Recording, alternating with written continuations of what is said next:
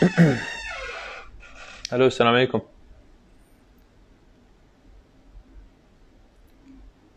Is the voice okay? Sound?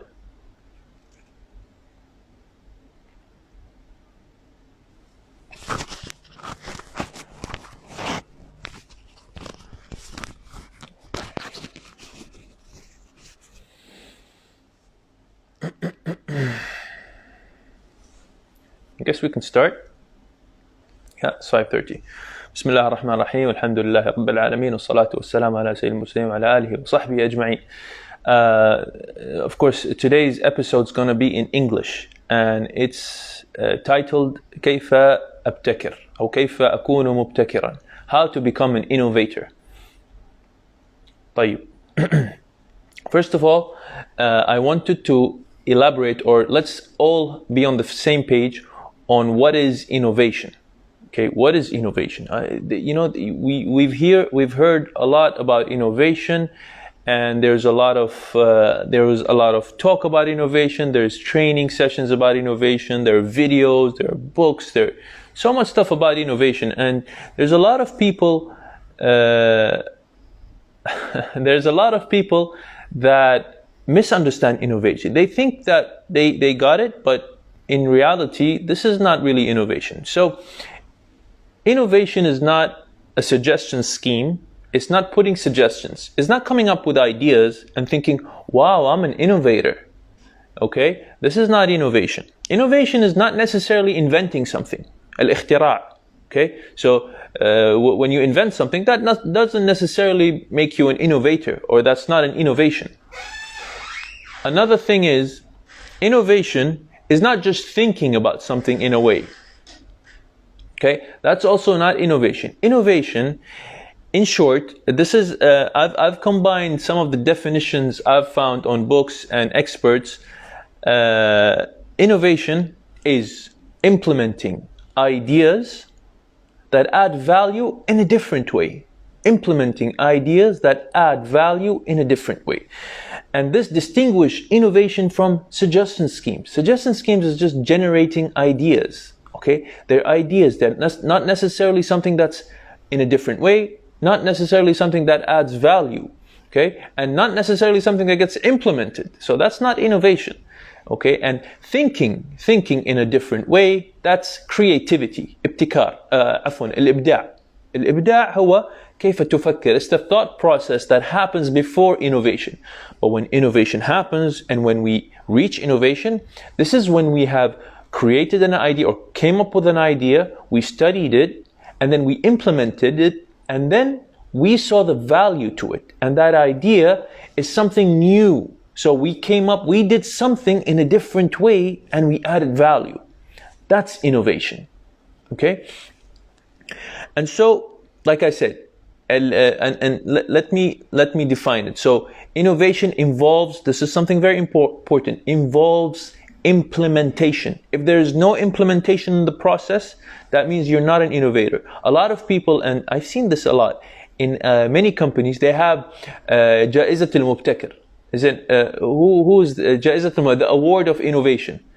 And then when you come up and look at the criteria, these are the guys who just submitted suggestions.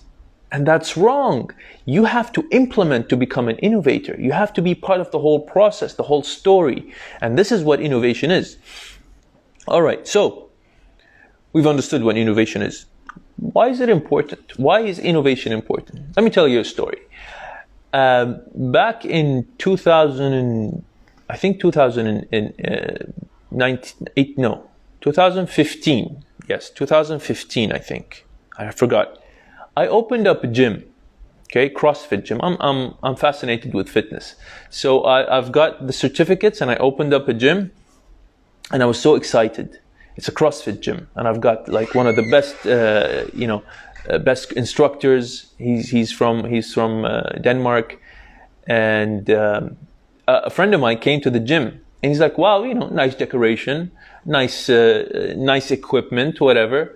And then he's like, so what are you gonna do differently?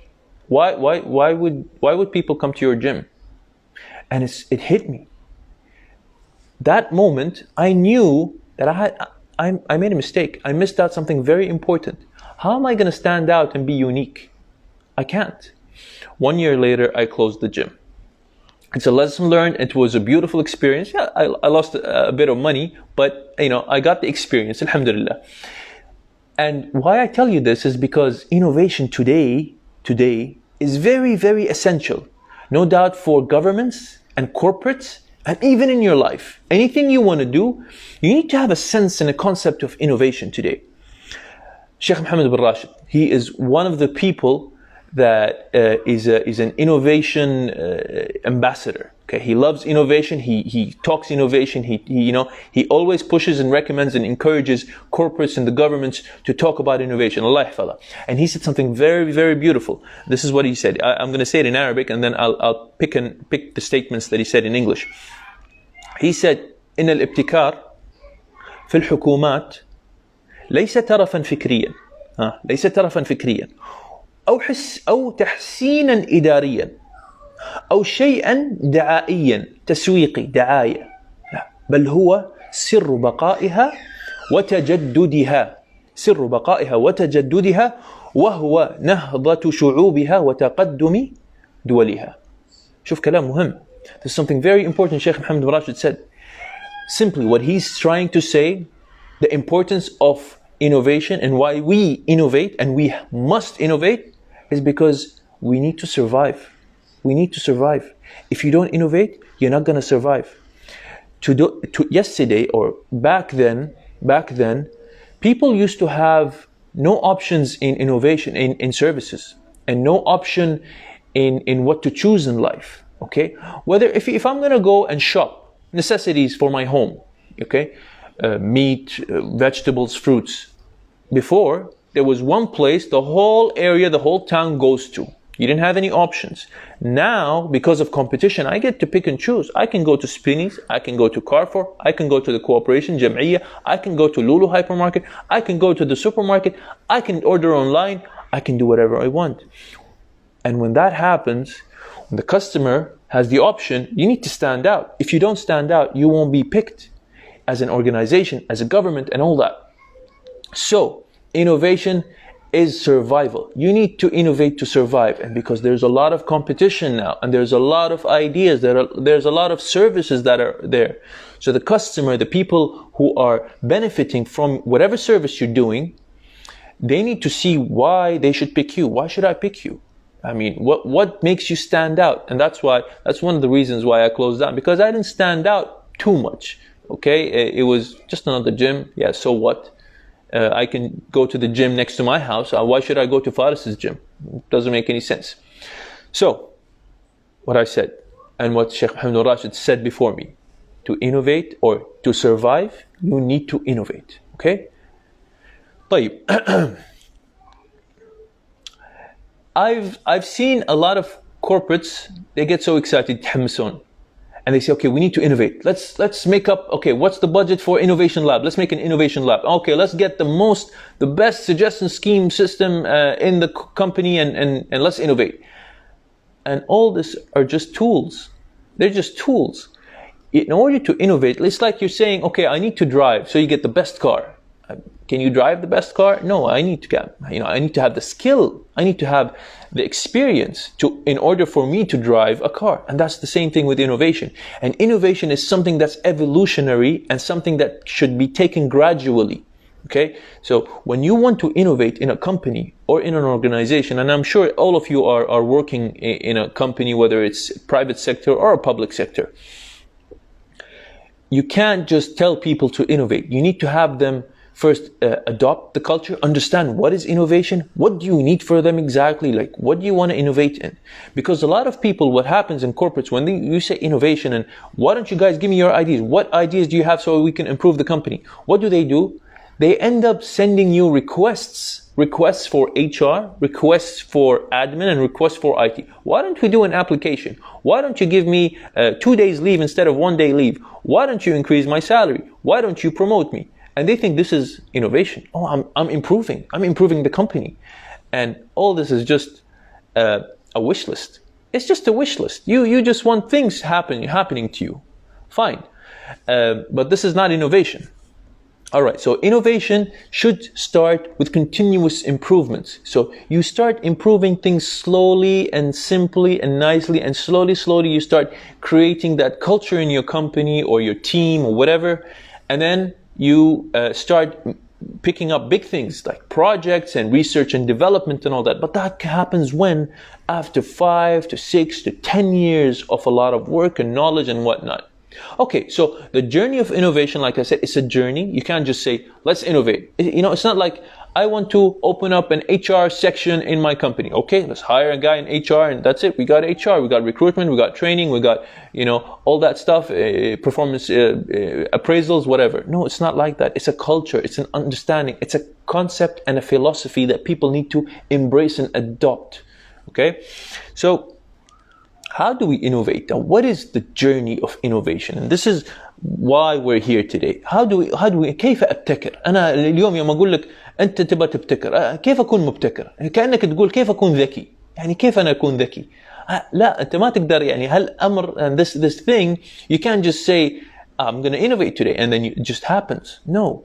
So how to innovate? There's always a scientific approach to these things. Okay. Number one. And this you hear it a lot when it comes to innovation. You hear it a lot. You say think out of the box. You know, think فكر خارج الصندوق. طيب. Everybody says that, but people don't really understand. This is half the story. You don't need to think out of the box. You need to think first about the box, and you need to understand the box. And after you do that and fully understand what's in the box and the diameters and the environment, then you think out of the box. What I mean by that is, when we say think out of the box, they say فكر خارج المألوف. فكر في شيء خارج اللي أنت جالس تسويه اليوم. Okay? That's not right. No, not yet, at least. Not yet. It's not the time to do it. At least for a lot of people. What you need to do first is you need to be a master in the box. Okay? You need to have mastery in whatever you're doing. In your expertise, in your skills, in your job, in your responsibility. Once you have become a master, تكون عندك براعة في العمل. عندك خبرة قوية جدا في العمل. بعدين فكر خارج الصندوق. أنا هذا اللي أقصده. This is what I mean when you have to think inside the box first and understand the box fully before you think out of the box. Okay? You can't just think out of the box. So, when I talk about this, well, I mean mastery. You become superior in what you're doing. Superior in what you're doing. And this is something and this is why when we create an innovation system in corporates and in at work, people tend to just send requests because they haven't had the mastery. Imagine with me. يعني أنا ما يصير أقول حق واحد ابني لي بيت أو سوي لي مخطط بيت وهو لا يفهم لا في الهندسة ولا في المقاولات ولا في شيء. هو إداري في إدارة الحسابات. You can't do that. يعني منطقيا, logically, can you ask them to do that? No. You need to have the skill first. And so is innovation. You need to have the superior skill in something in order to come up with new things, new approaches, something that's out of the ordinary, something that is out of the box. Okay, so when I talk about mastery, what do we need and what do we mean? Mastery is the knowledge and skill that allows you to do or use or understand something very well and you become superior in, you stand out. So, if they say Fارس in fitness, I'm not like that, but I'm just giving you an example. Fárس in fitness. This guy has got Olympic medals, he has broken records. I have become a master in my skill. I have become a master. I have become superior. I stand out of the other athletes. And that's when I start creating new things and new approaches, maybe to training programs, for example, in fitness, or maybe in HR. I'm a master in HR. So then I start creating theories. I start creating approaches. I start creating, programs for HR. Because I have become a master. But if I'm not a master, I can't do that. Now, in order to become a master in something and have achieved mastery skill in something, you need first to learn under someone else's rules. الأرض تكون طالب علم في هذه المسألة أو الحرفة. This kind of skill, if you need any kind of skill that you need to understand, no doubt, listen, if you want to be a master in something, don't think that you are going to be a master in something new. No. all the knowledges, all the science in the world has been covered. So you need to look for a mentor. You need to look for a mentor, a guy who can, or a person who can guide you under his own rules and make you understand how the skill works. And you need to be patient. So you need to be a student. That's number one. Number two is you need to build the knowledge and experience and skills. So when you're standing or sitting with this mentor or somebody who's guiding you and teaching you about the certain skill, you need to absorb all the knowledge, absorb all the theories, the research, you need to read, you need to dedicate, you need to sacrifice time and your social life and all that stuff to start creating your own opinion, your own thought on something. And once you have that, once you have these two steps, then you start trial, error, and repeat. So you start creating your own opinion, you start creating your own approach, you start creating your own thought. And that's when you become a master. Okay, so when I talk about mentor, okay, it doesn't have to be a guy in China on a hill, these kung fu movies when you have to go travel all the way, all across the world to find this crazy mentor that everybody's been talking about, and he doesn't accept any students unless you go through his tests and all that. It doesn't really have to be like that. Any kind of skill that you need, you go and search for somebody who is knowledgeable about and you trust with his knowledge, and you start, having a relationship with him. Okay. For example, I was fascinated with something called waste elimination and lean manufacturing. Okay, and I really liked that. And I think one of my colleagues is actually watching. Nawaf, hello Nawaf. Like, so what I did, my mentor in this was simply my manager.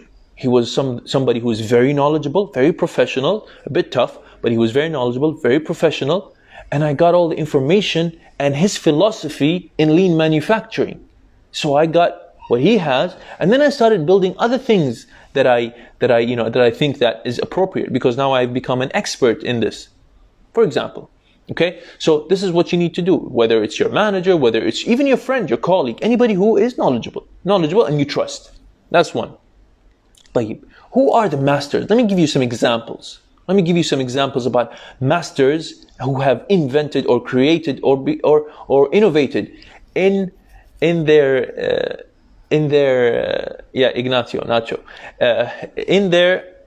field. Number one is Bruce Lee. Bruce Lee is a master in Kung Fu, right? He has achieved mastery skill in Kung Fu. And do you know that Bruce Lee has created his own fighting style? As a matter of fact, people in China, or the people in the Kung Fu community, they didn't like what he do, because he had a new approach to Kung Fu and fighting and all that. So this is a good example of mastery. He is a master in his field, in his skill. Another person is Michael Jackson. You know Michael Jackson, of course. Everybody knows Michael Jackson. Anybody who doesn't even listen to music or even knows anything about music or Western music knows Michael Jackson. Everybody, he created history because of his music. This guy, he didn't invent music, he didn't invent dancing, he didn't invent pop music, no. But he was a master in it, so far and so high level in his field that he created his own dances and his own kind of style of music. He has a very unique style of music. And when if you hear his songs, you kind of think, okay, I know, this is Michael Jackson. We know it, we all know it.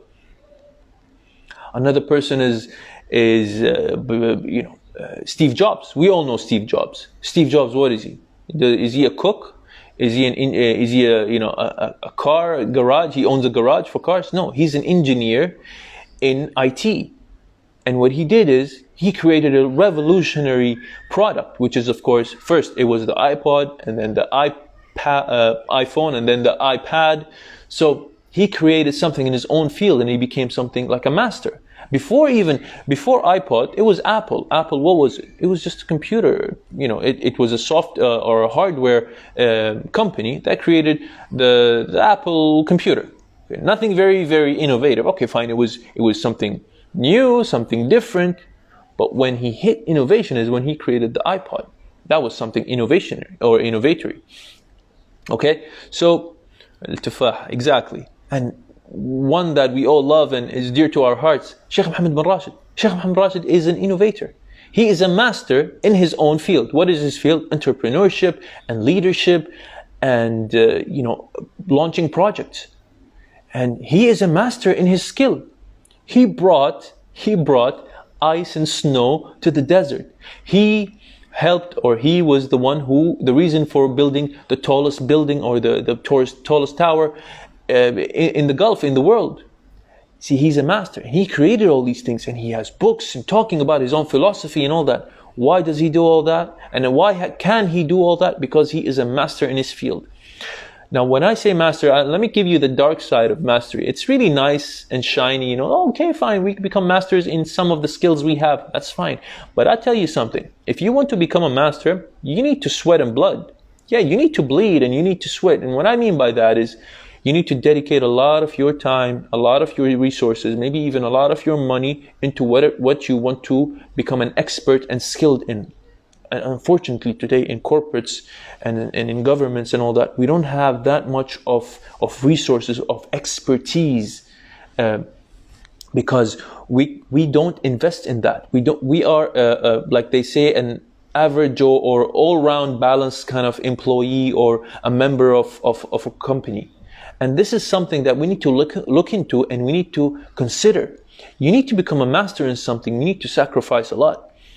And this is not to differentiate and become sexist and all that, but this is something that is, clinical psychologist has been talking about. And they say that people who are experts in something, in management and in leadership and all that, usually are male and not female. Why is that? That's not wrong and right, and this is not because they're better, or this is not the case, but because males are willing to dedicate more time and sacrifice into their work and into their jobs and into their careers. So they start going up more and getting promoted and creating all these new projects and all that. When it comes to women, they like to take care of themselves more, because women are emotional and social beings, more social beings. So they want to take care of themselves. They dedicate a lot of their time into being social, or being having that life-work balance. But when it comes to male, sometimes they don't have that work-life balance. They dedicate a lot of their time to become experts in something. They become that 10% that stand out in the community or in the society, that knows everything, in a certain subject. And so, like I said, you want to become a master. In order to innovate, you need to become a master. Once you become a master, then you can start thinking out of the box.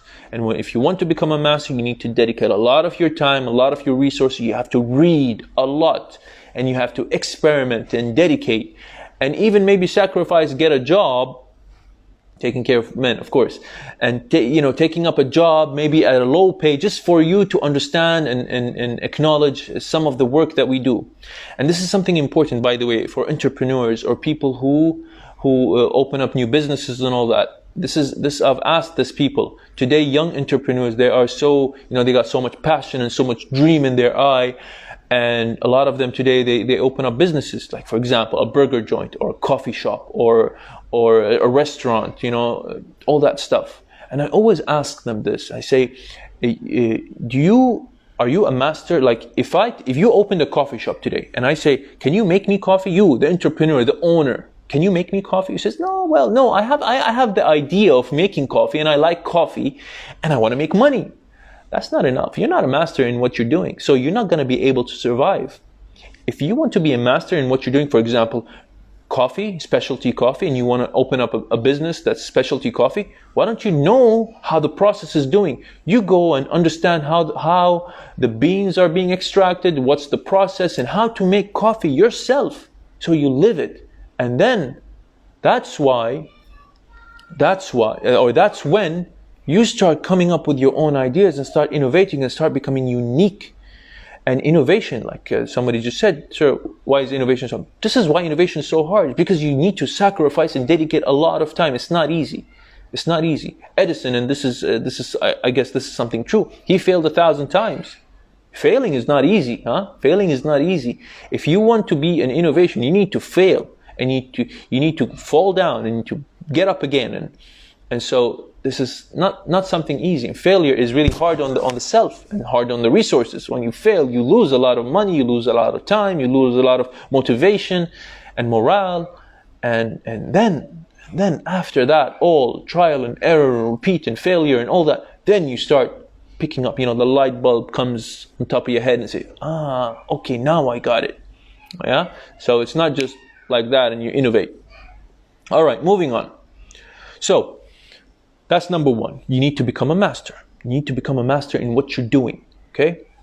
Number two, this is something very important.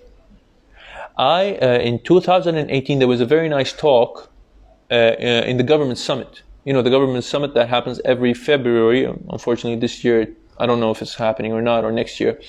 The government summit, there was a guy who talked about innovation. He said something very beautiful. I loved it. He says, in order to innovate and in order to survive today, companies and organizations and employees maybe, they need to cut the middleman. That's something beautiful. It's concise. Cut the middleman. And what he's saying is you need to look at the processes and you need to look at your customer and you need to adjust and improve. You see, everything in life has a process and everything in life has a beneficiary. So a customer, whether it's a service, whether it's a product, whether it's a saying, whether it's anything, okay? Everything in life has a process, everything in life has a customer. You need to look at these two and understand them and dissect them and understand them completely. And then you start improving these things with the mastery that you have. So what the cut the middleman means is you need to cut steps and you need to change them. In other words, eliminating waste. Why do I say waste? Is because that is things that you have in the process and the services that you are providing that you don't need.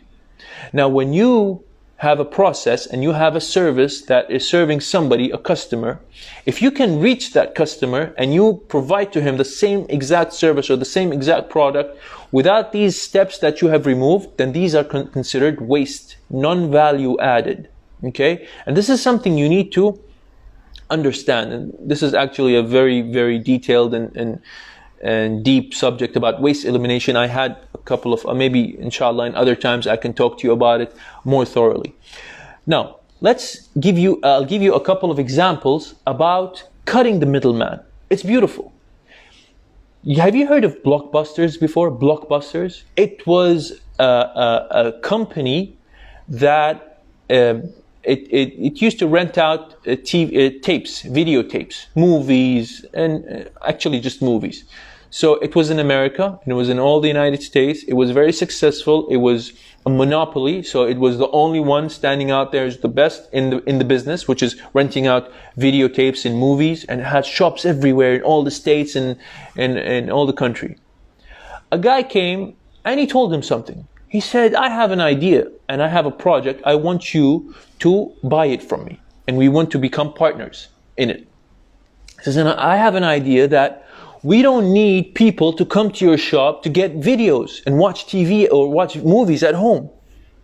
He says, I can download the movies into their homes and they can watch it without even leaving. How about that? And the guy from Blockbuster, he said, what a foolish idea. That's the dumbest thing I've ever heard. Get out of here. And that was Netflix. And the guy implemented Netflix and launched it. And he ran Blockbusters out of business. He didn't survive because of that idea. And see, what did Netflix do?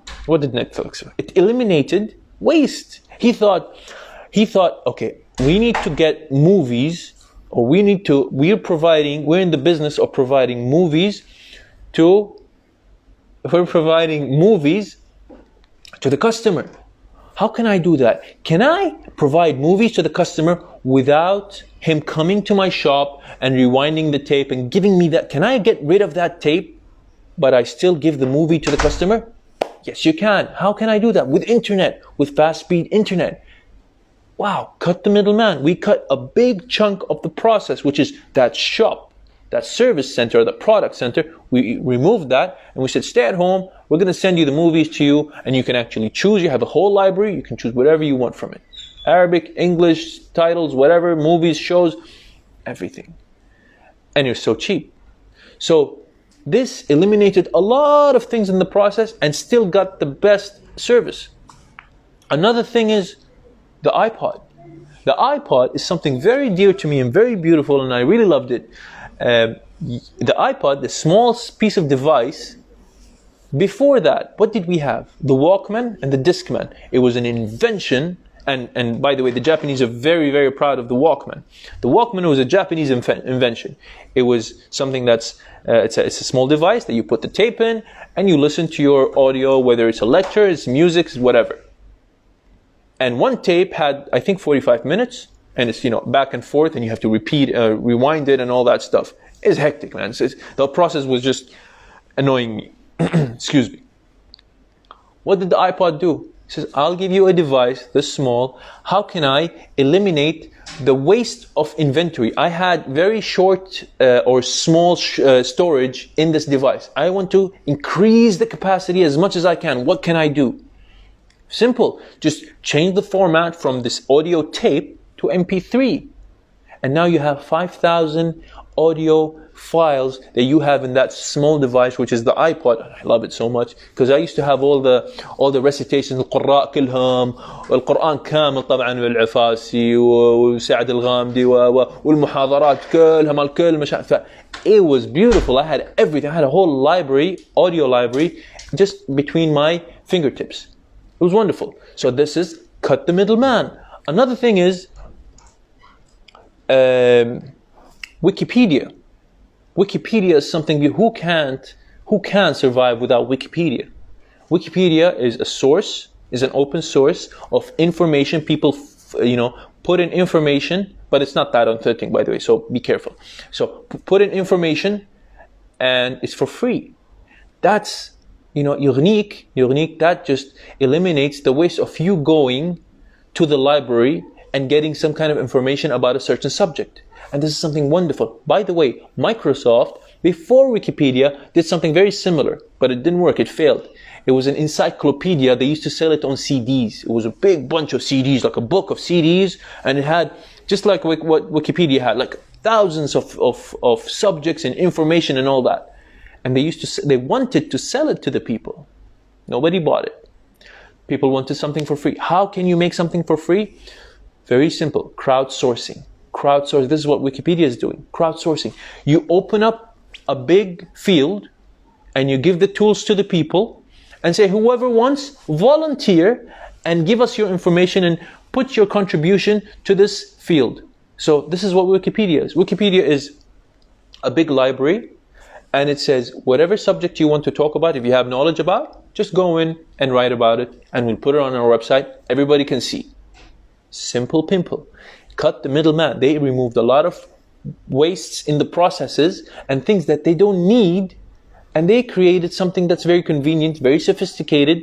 And like I remind you of the definition of innovation. They created value by implementing ideas in a new way. So they have achieved innovation. And this is how you innovate. You become a master, number one, and then number two, you cut the middleman, considering, of course, the process and the customers.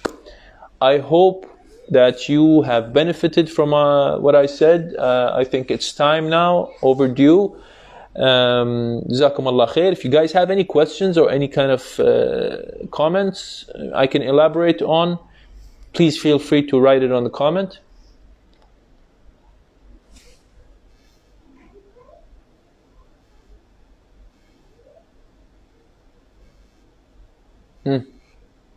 We're all good. أهلا نواف، أهلا أبو عمر، أهلا عادل، أبو أحمد. Facilities, digital transformation, artificial intelligence implementation.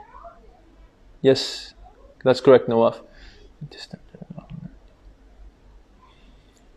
طيب، يعطيكم العافية وجزاكم الله خير وإياكم.